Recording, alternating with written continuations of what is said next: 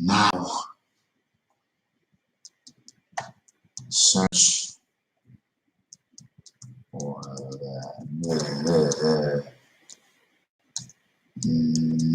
now.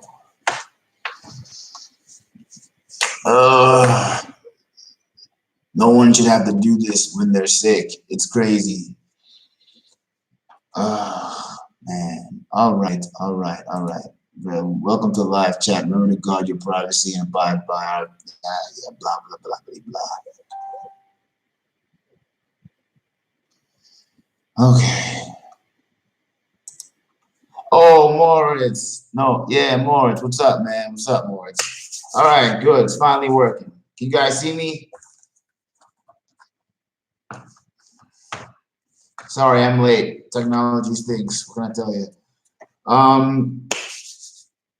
Good. What up, Liam? All right, let's get this show on the road because we gotta do some stuff. Okay, so last time, yes. Hey, who the hell is Bernd? Okay, whatever.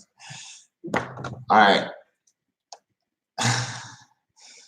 Last time I talked to you guys, we were talking about Altersvorsorge and how the Altersvorsorge system works in Germany. Yeah. Oh, Megadeth. Okay, good. All right. So we mentioned that it's split up into three specific parts. We have this staatliche Vorsorge, betriebliche Vorsorge that you get from work, and Privatvorsorge, was man eigentlich für uns machen muss. Oh, you know, goddamn pizza. Out your mind. All right. I got sick anyway. Don't worry about that. So, you always quick to say somebody owes something. Where the hell's my pizza at? I'm at home, man. Sick. So, don't matter. The party goes on. So, what was I? All right. The three types. Okay. So, if you open your books, this book, if you open your book to page, where are we? I would say 166. Open your book to page 166. And then you see it talks about Soiler. Right, I know. Oh, god damn. I skipped everything. I'm so stupid. Okay, I'm at 165 because, yeah, whatever. I'm at 165. M3 for 165. I'll even show it to you. It's the this thing here with the chart. All right. This is the Soilung, the Alterssicherung for every country that really matters, I guess. So USA, Netherlands, Germany, France, Spain. Can you guys? Yes, Morris. The internet does suck. I'm gonna talk slower so that maybe the internet can catch up. My internet is good. I don't know about yours. At school internet does suck, kind of, I guess. What can you tell me about this chart? What are some of the trends that you see based on this chart on M3, where it says Altersabsicherung im internationalen Vergleich? Unterschiedliche Bedeutungen der drei Komponenten. Don't type all at once.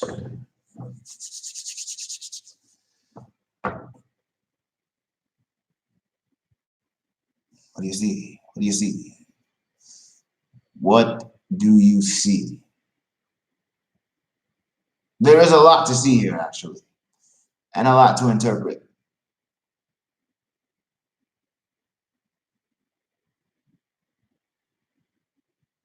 Let's just start with what you see. What you see. Yeah, you see me. Look in the book and tell me what you see. What's going on with this graph, man? What are the differences between the between how these different major countries use this idea of Altersvorsorge, right? We've got three Säulen. I mean, everybody has three Säulen, but the countries use them differently. So what do you notice?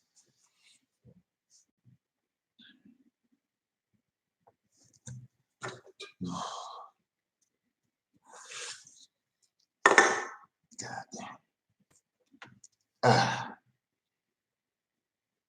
Page 165.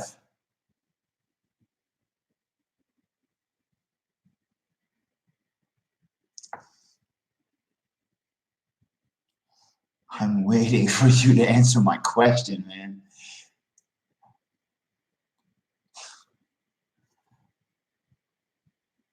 Because I'm sick, but I'm dedicated. So there you go.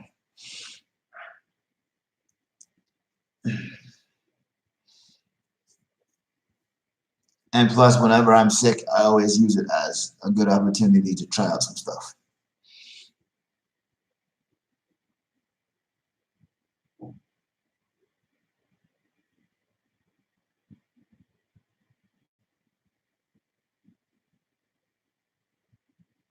I mean,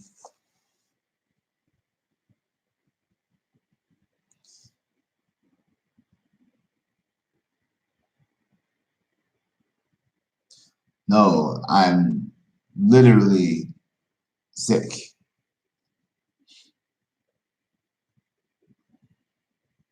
Are you gonna tell me how sick I am? Can you not hear that I'm sick? Oh man, I know what you're doing. I know it's stupid computer. No, stop it. Get away.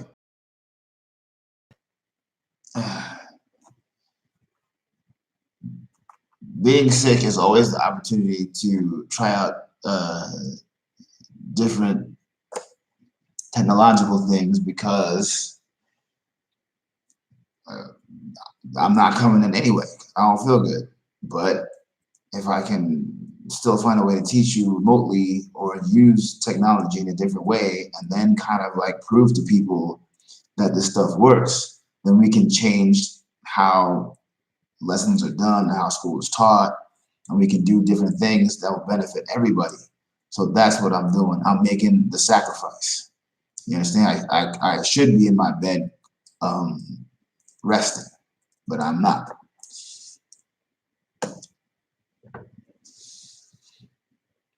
So can you please answer the question, right? What do you notice in M3 about how different countries handle their Altersvorsorge? What do you notice? Oh God. On how countries handle their Altersvorsorge. Let me turn the mic up. Let me turn up my microphone. Get up the microphone. Just cut it off. All right. Make it higher. Make it. Ah, man, come on, man. Make it like more. Give me more. Do something. Make it more. I don't want to get too close. That's creepy. All right. What do you guys notice?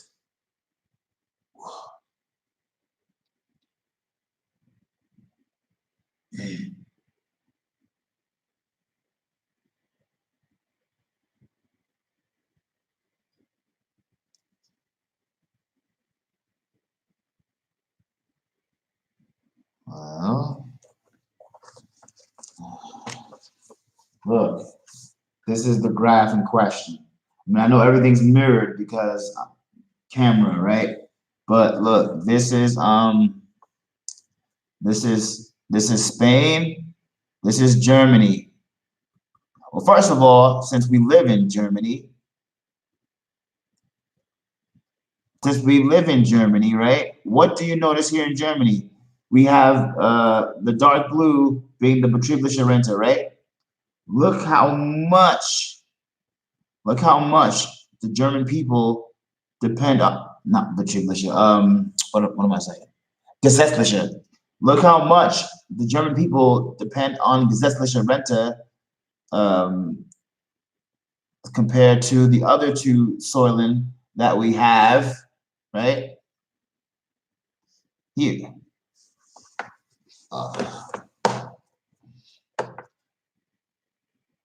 Oh.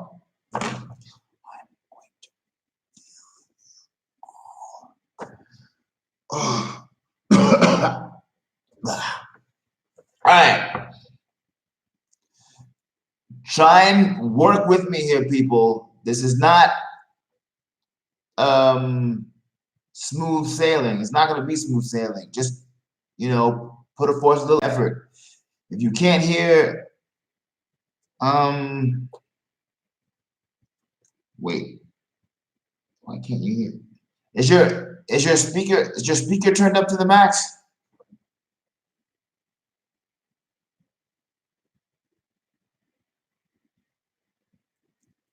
Or is it the internet? What's going on?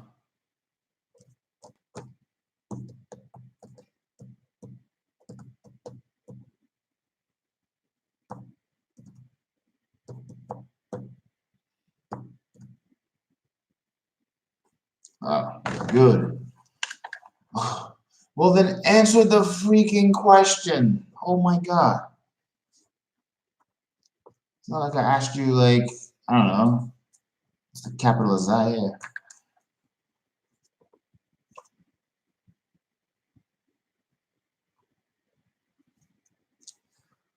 What do you notice? What do you notice between the different countries? You do have your books with you, right?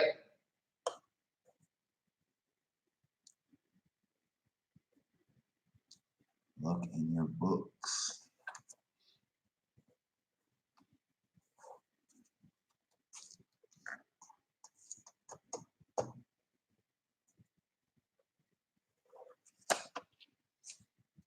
Alex, this isn't even your class. Oh, okay, anyway, actually, you could stay because we're going to do some Friday anyway. So, if you look at your books, you will see that countries like Switzerland, the Schweiz, die USA, Niederlande, die vor einem Teil Großbritannien und Italien, die benutzen viel mehr als die anderen Länder diese andere Säulen. Die Schweiz hat die beste Balance von privat, betrieblicher und gesetzlicher Versicherung und Vorsorge. Right? The USA has a lot of private, but just as the same amount of gesetzliche and a little bit of betriebliche Altersvorsorge, right? And so weiter and so forth. That is what I want to hear from you. That you can look at a chart and say, hey, why is the Netherlands, the USA, and the Schweiz so balanced in their Altersvorsorge, and other countries in Europe, like, well, USA is not Europe, but Spain, Germany, France, and even to a point Italy, which are the main countries in the EU, do not have that. Like we have more dependence on the gesetzliche Rentenversicherung. And that becomes an issue then when we talk about, is the government going to be able to sustain this idea of Rentenversicherung in the long term? So for 2030, 2040, 2050, and beyond, for when you guys retire. I mean, what year? Wait a minute. Matter of fact, what year are you guys going to retire? What year are you? You're going to retire at 65? You're 15 now. No, actually, you're going to retire at 67. Well, you're going to retire at 70. But let's just say you're going to retire at 67 officially, right? What year would that be? You can calculate it. I got to get some water. I'll be right back. But calculate the year. I want to see the year come up in the chat. Be right back. Got to grab some water.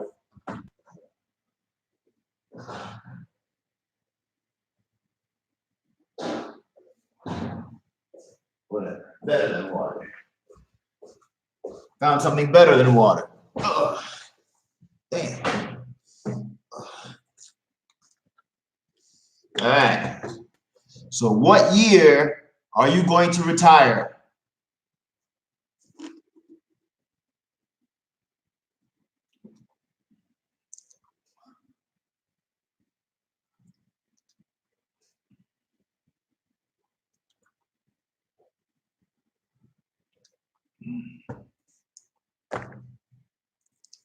What?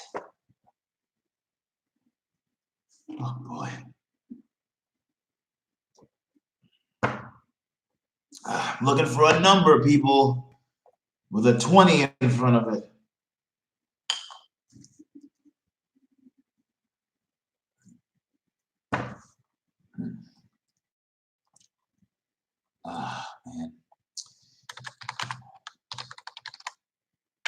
Man.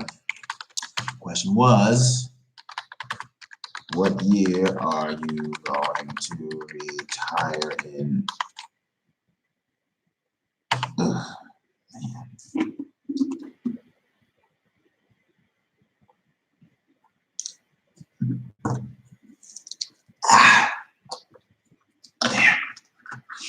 That hurts, actually.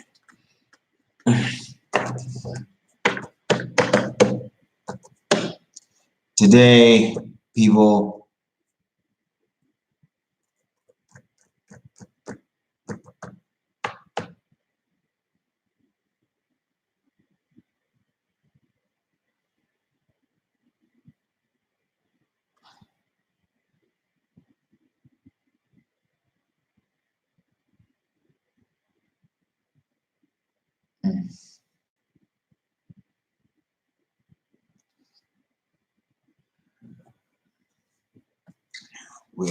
I'll wait for an answer.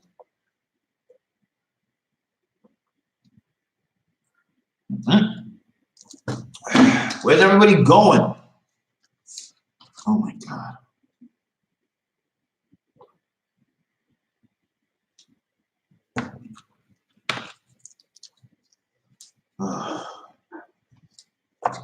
Where's everybody going?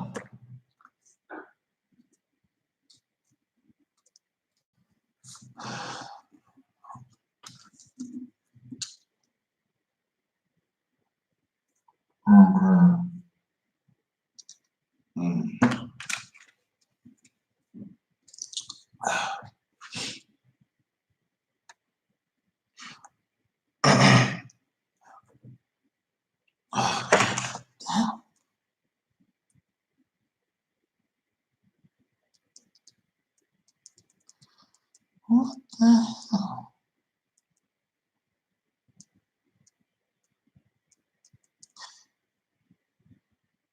Uh, anyone?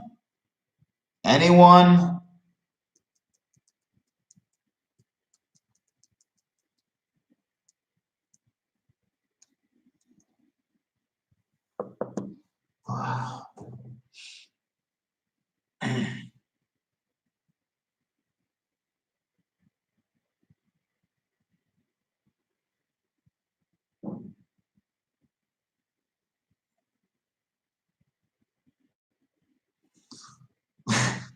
Oh, God. Excuse me. Anyone?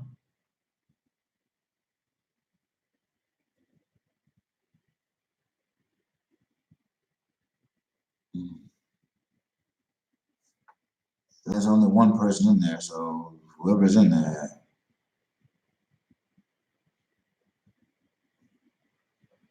Okay. Let's start. Look, I'm just gonna do this. Try this again, and whatever happens, happens. I'm not. All right. Try. Okay. And pick one that's out there and see it. So if you look at M4, right? If you look at M4, M4 has a chart of 65-year-olds and in the percent of all of the people who are in their respective countries, right? Respective countries. And so you have Germany Switzerland, Denmark, USA, and Spain. Now, for Germany, you can see that the amount of 65-year-olds is steadily increasing, but not, well, actually, it's increasing, I would say the second most. Spain's increasing the most and at a faster pace, but Germany is also increasing at a steady pace, and it's probably more than all of the other ones. But if we look, if we remember at M3, the USA has different types of soil and more balanced soils from Altersvorsorge.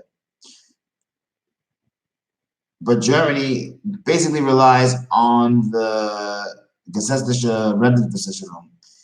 And when we look here, we'll see that in 2050, right, the amount of old people will be 30% of, over 30% of the entire population. All of these people will be taking money out of their accounts, right? All of these people will stop working, earn less money, and the government will then have to worry about how to pay for, I mean, their living, and it leads to it's going to be an issue for sure. All right, good. Which leads us to Switzerland. Switzerland kind of does things differently. If you look on page 166, you'll see that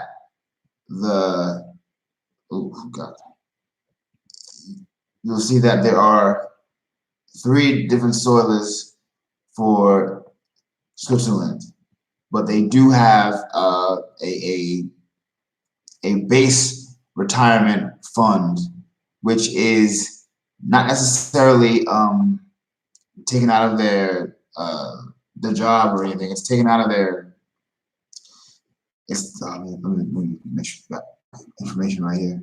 Okay, yeah, right, exactly.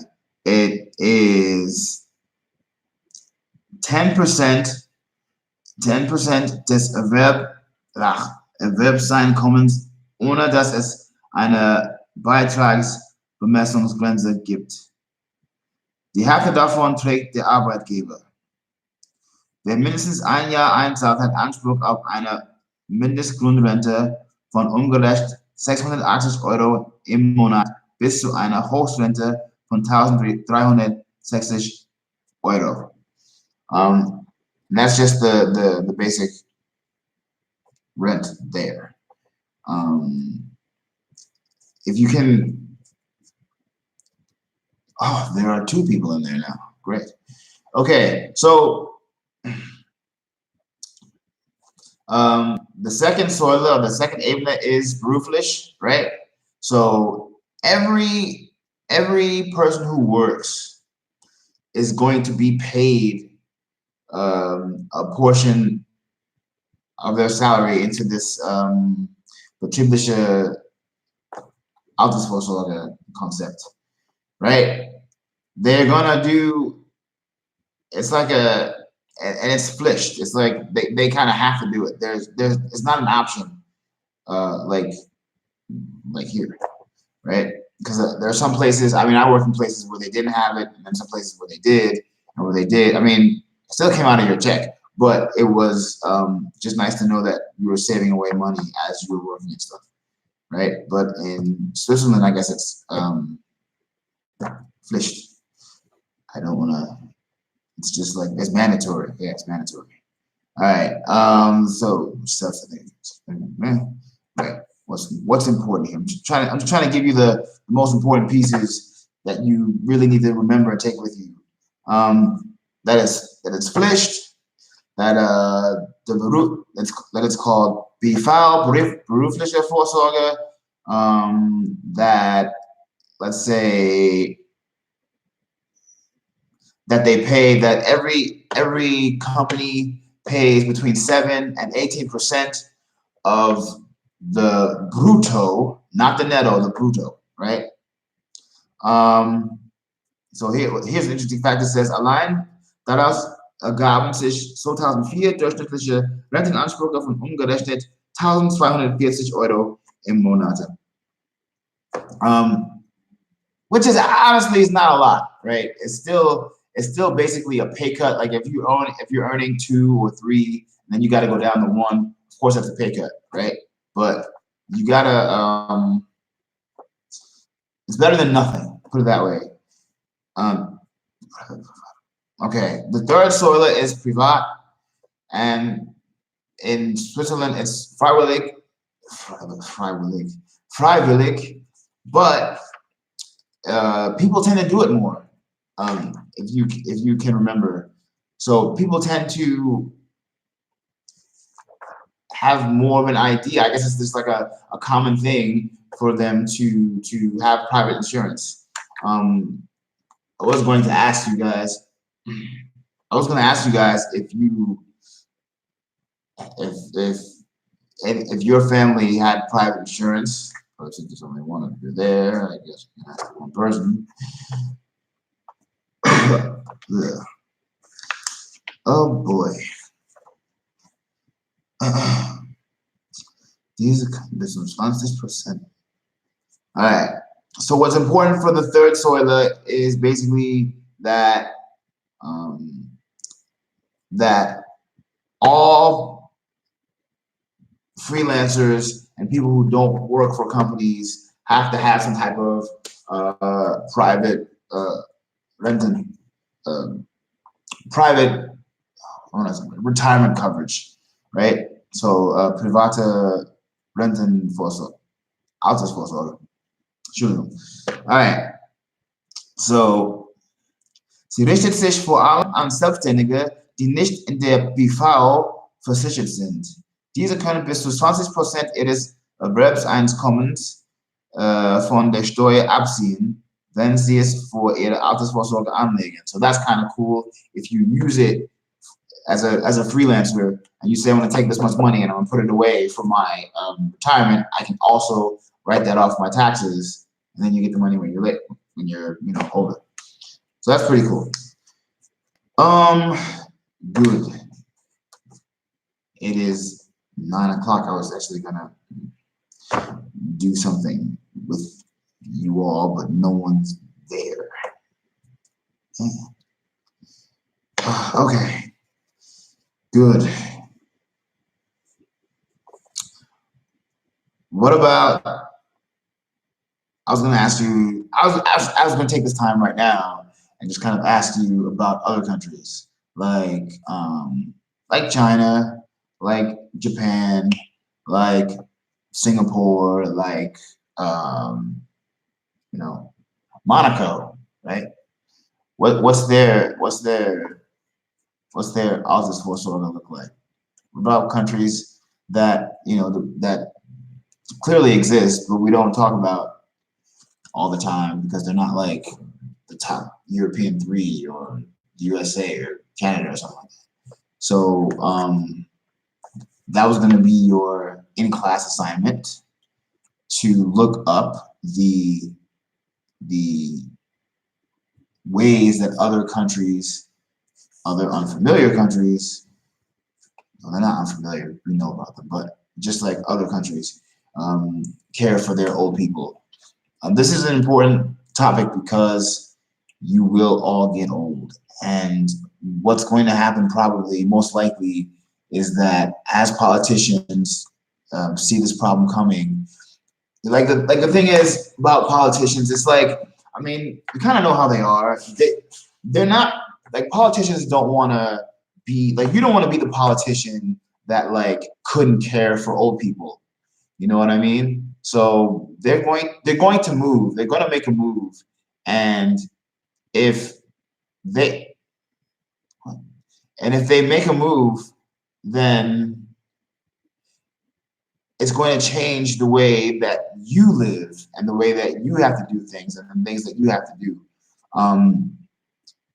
People are going to get rich off of it. People are going to yeah, they're going to make money. People are going to lose money. People are going to have a harder life, most definitely because of it. So what's important is that you can see the trends coming in your economic lives, in your economic lives, and then understand that this is an issue. This is going to be an issue for me going forward. This is going to be an issue. This is going to be an issue. So for you guys, I would say that the three issues that are most important are jobs. Um, Actually, the funny thing is the issues that are going to be important for you going forward are the ones that we've been talking about Wohlstand this whole time. They're the ones that really indicate whether or not we live wohl. I don't know how to say. I'm just mixing the two languages. Okay, ob wir wohl leben oder nicht. How to say it in German. Die würden einfach treffen die ganzen Sachen, was wir als Wohlstandindikatoren nehmen. Also das heißt Arbeit, die Rente und ja, es gibt auch sage ich mal, eine Kreditproblem, die an die Backe ist, aber keiner redet davon. Wir nehmen mehr Kredit und ja, quasi müssen wir ja, weil das ganze Geld ist in das wirtschaftliche System reingepumpt und das ist durch dann ausgegeben einfach. Also wie sonst bekommt man das Geld. Also die drei Dinge wird für euch später, konnte für euch später Probleme geben. Okay, good. Enough of that. I wanted to ask you guys a question. I believe we talked about Bitcoin before and how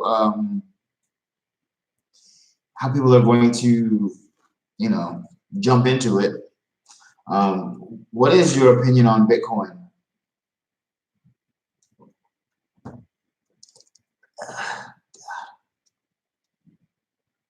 Mm.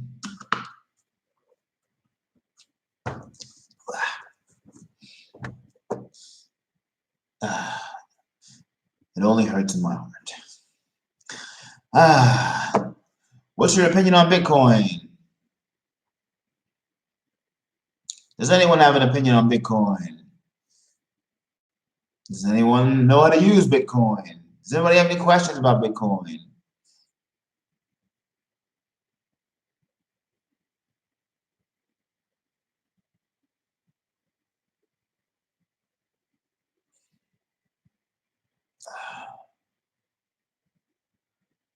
Also, I'm waiting for your questions on Bitcoin. Waiting for your questions.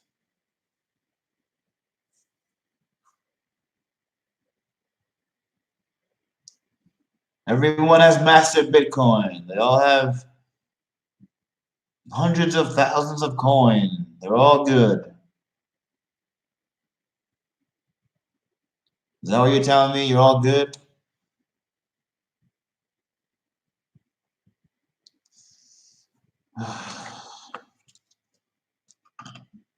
Freaking burning up.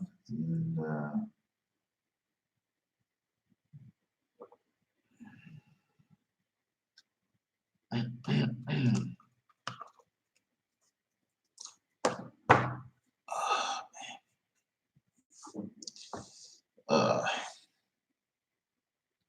no one has a question. No one has a question on Bitcoin. Nothing.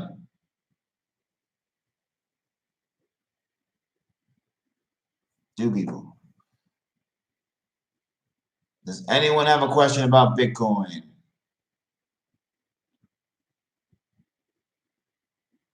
How it works, how it's farmed, where you can get it, what you can do with it. Does it make sense to invest in Bitcoin? How do I invest in Bitcoin? How do I make money from Bitcoin? This was the second part of my lesson today, the Bitcoin lesson. Anyone? Does anyone have anything to share about Bitcoin at all? Don't be afraid. Ask a question or answer the question. I don't know. What's up? Dory, what's up, man? Oh, great. I didn't close it off. The seventh grader. I mean, the eighth graders here. What's up? I'm still at home. I'm still sick. But I'm trying to hold a class. Hey, what's up, Ben? How you guys doing?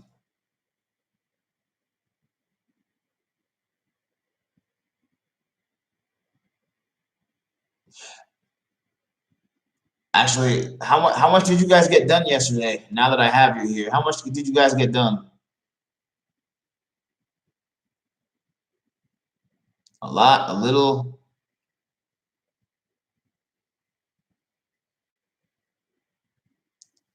Yes, gold is cool, but the, the problem is no one's going to. Hey, Carl. No one's. I mean, gold is good, but who's investing in gold? Yeah, I know, Carl. I know. How much did you guys get done yesterday?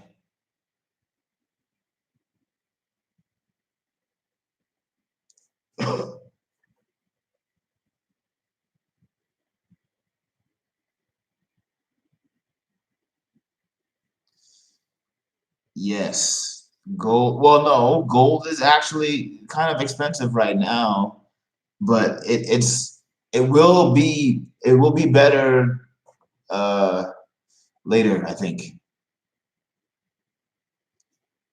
Oh my God. You forgot the password? Dude, just like get the tell them to like send it to your email. Just say you forgot it and then well, here's the thing, Heinrich. The the thing is that like so here's what I wanted to talk to you about today. Um Remember how I told you that demographics is important, right? So demographics is important. I think one time it was August who incorrectly called me a boomer. But the baby boomer generation had their thing. Generation X has their thing. Millennials have their thing. And so um, what you see playing out is that for everything there is a what der Großteil ist eine Währungsordnung, bei der die Währung entweder aus Goldmünzen besteht oder aus Banknoten. Yes. So the thing is, so like baby boomers, they invested in gold backed. Oh no, actually, there was a generation before the baby boomers. It was called the the the the greatest generation, I guess. Yeah, there was greatest gener. No, there was the greatest generation, the silent generation, the baby boomers, and then Generation X and millennials, right? So the silent generation was the one that went into like World War II and stuff like that, and they invested heavily in gold. The reason why we still think gold is so big and important is because our parents and our grandparents, they were like gold, gold, gold, gold, gold. But like baby boomers, they invested a lot in stocks and bonds, right? So they had lots of stocks and bonds. Generation X, now see, Generation X, like my generation, right? If you look at my generation, we invest in hedge funds. You know, The Big Short. We watched that movie, The Big Short. So hedge funds, hedging your bets, that was the big move, right? And so what a lot of people think is that Bitcoin is the big investment of the millennial generation. And you can see as time goes on, like there'll be a set time when a certain generation reaches that peak age of, okay, now I have my own money and now I have to do something with this money. You're gonna get like, well, actually it's my generation's, I guess, turn, right? So my generation is going to get money from those old guys, and we're gonna start investing it. But you guys are gonna get money too. Well, we like I got a friend of mine. He started investing in Bitcoin and cryptocurrency and things like this. And I'm starting to see that everybody that's my age and a little bit younger, this is the play that they're making. This is the move that they're making, right? What the? Goes fish together. Man, it's not. I never. Oh my God. All right. So the idea is that your generation's move is going to be more in digital currency, and that's where the investment is going to be. It's not going to be in gold anymore. You like honestly, what is your generation going to do with gold? You know, and other than like put it in a tresor and hope that one day someone else will buy it, but no one will because it's gold. It's like the big rock. It's a big hunk of metal.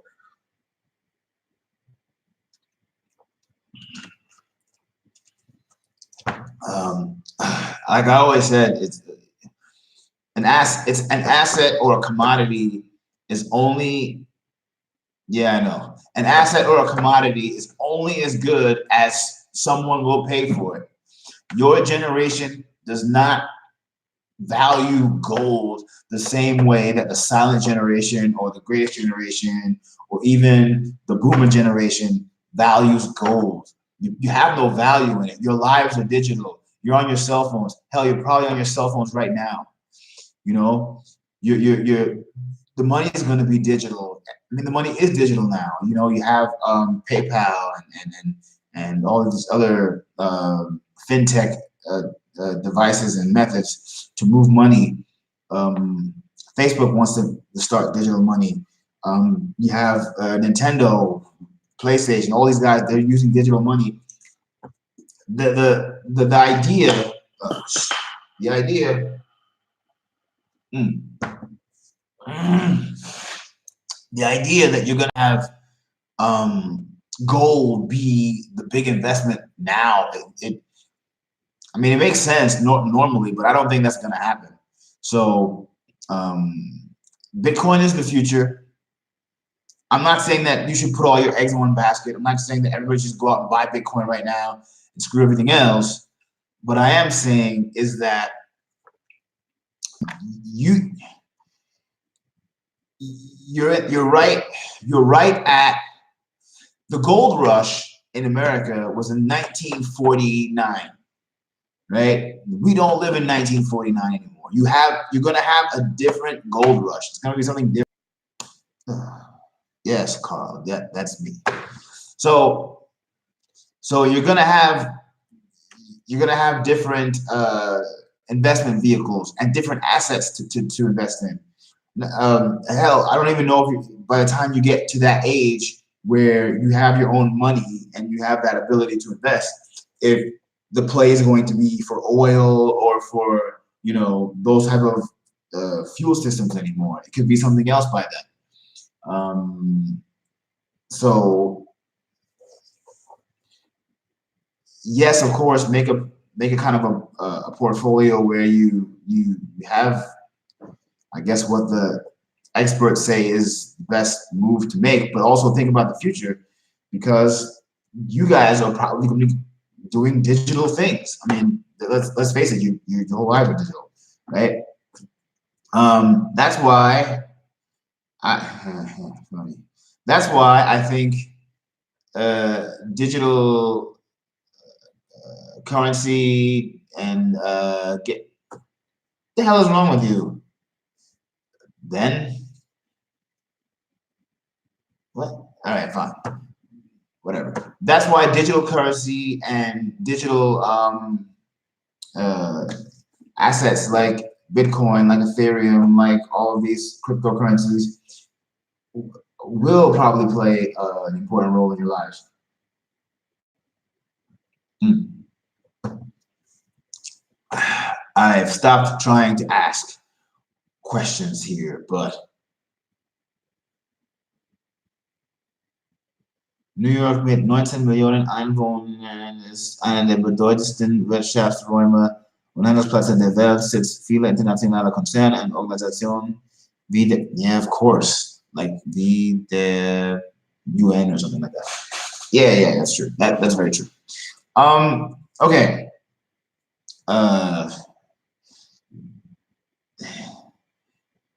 It's Carl. I have to say, this is not the best day of my life. I'm burning up. My throat is trash. My voice is horrible, horrible, and no one seems to be in an adventurous or experimental mood. They all just want to sit around and do nothing.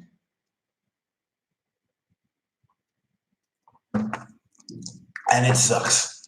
It absolutely sucks because what's going to happen is that I have to then report that this was a bust. So the next time we get a chance to try and do something cool and innovative and new, it's just going to be like, nah, we can't do that with them. And that's why it sucks. That's why it absolutely sucks. You know, I mean, I didn't really have to do this. I could have just stayed in my bed and I don't know, like healed myself more. But you know, I tried to do something to kind of push education forward, not knowing or not realizing that, yeah, I don't know, kind of sucked today. But like, you know,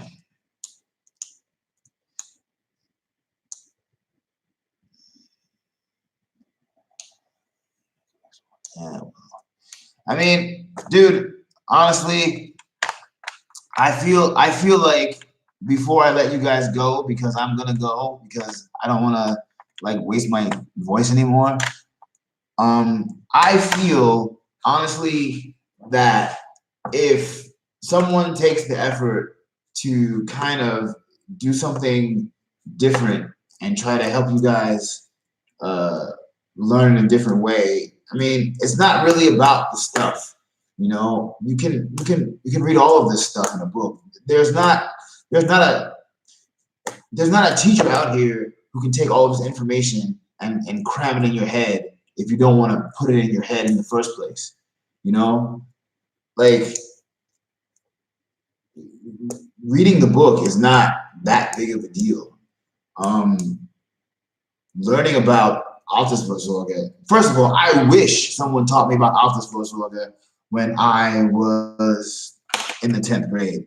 I wish someone told me that there are private insurances and that you can have 401ks and things like this. But no one told me that stuff. We didn't learn that stuff in school. So if someone, takes the time out to try and like introduce this as a topic, even if it's just to get you to think about private vorsorge, I think it would be like in your best interest to find some curiosity and want to learn more about it. Yeah, thanks for that. You're welcome. I mean, God, the next, like, no, Carl is not dumb. But look, I have I have 8 minutes, so I'm gonna just talk to you about how to do some like grown-up shit.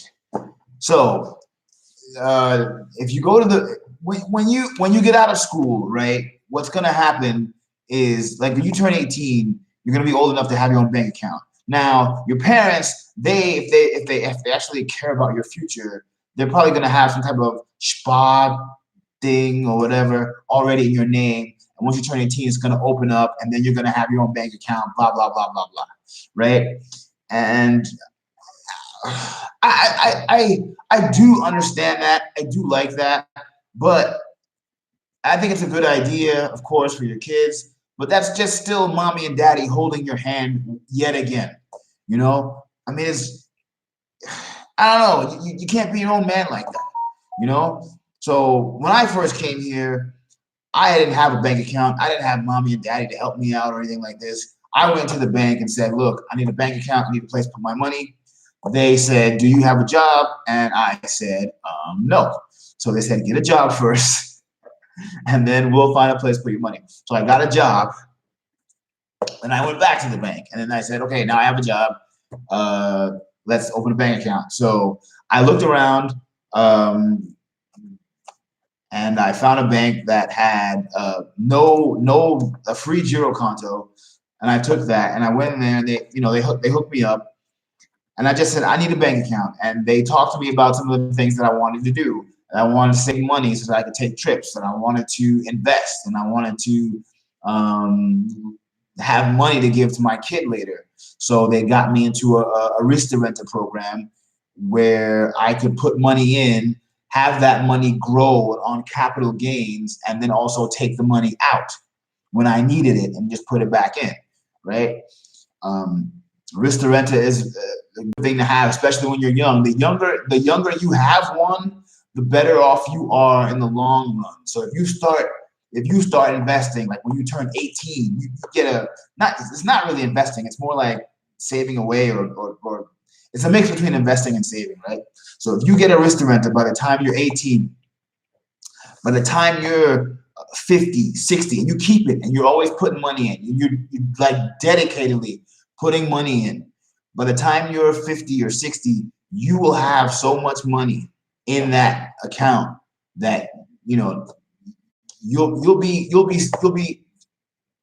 this idea of Sicherheit that everybody wants. You can't get it when you're 30. You gotta get it when you're a teenager.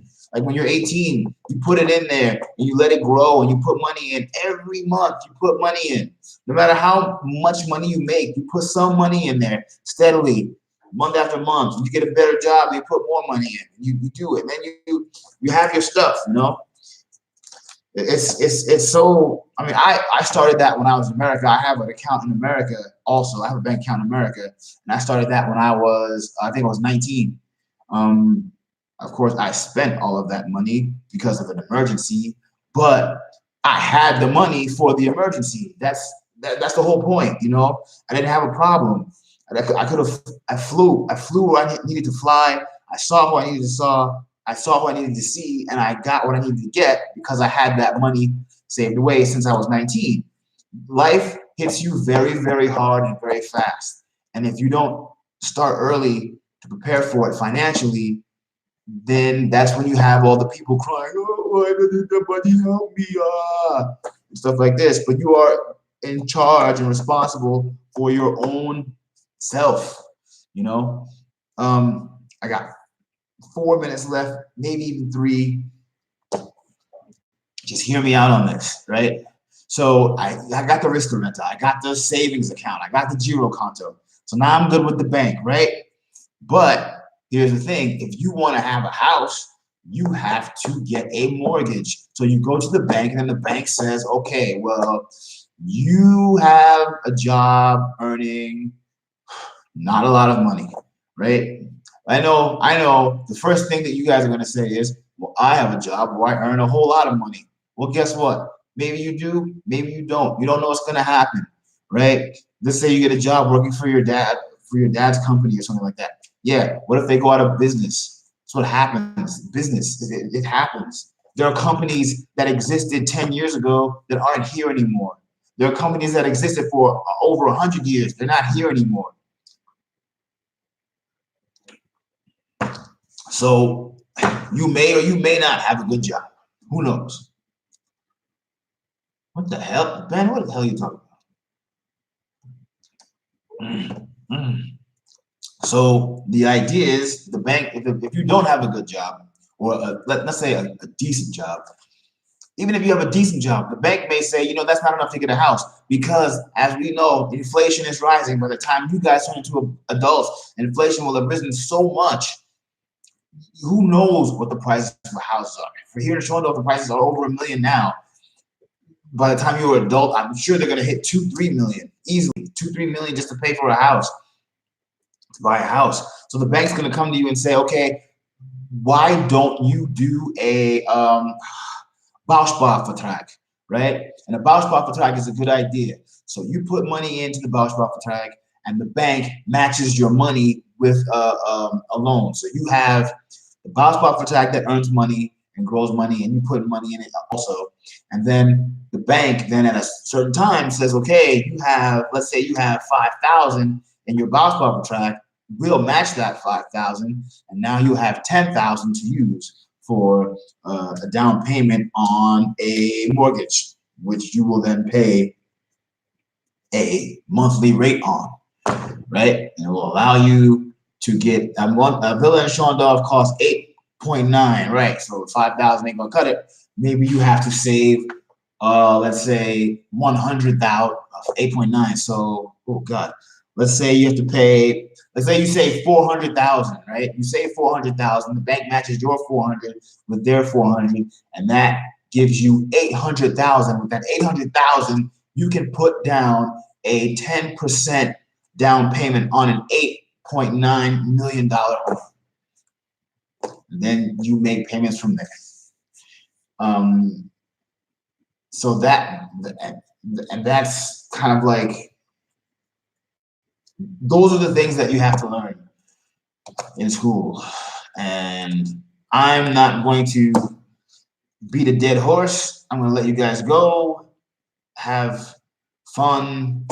But when I come back, things are going to be a little bit different, and things have to change because you guys are too nonchalant about this. I don't think you understand like the importance of this. But I'm going to help you understand everything when I get better, when I get back. Okay, so this is me signing out. You guys have fun. Ben, Carl, Dory, thanks for showing up. I'll see you guys when I see you. Peace. I'm out.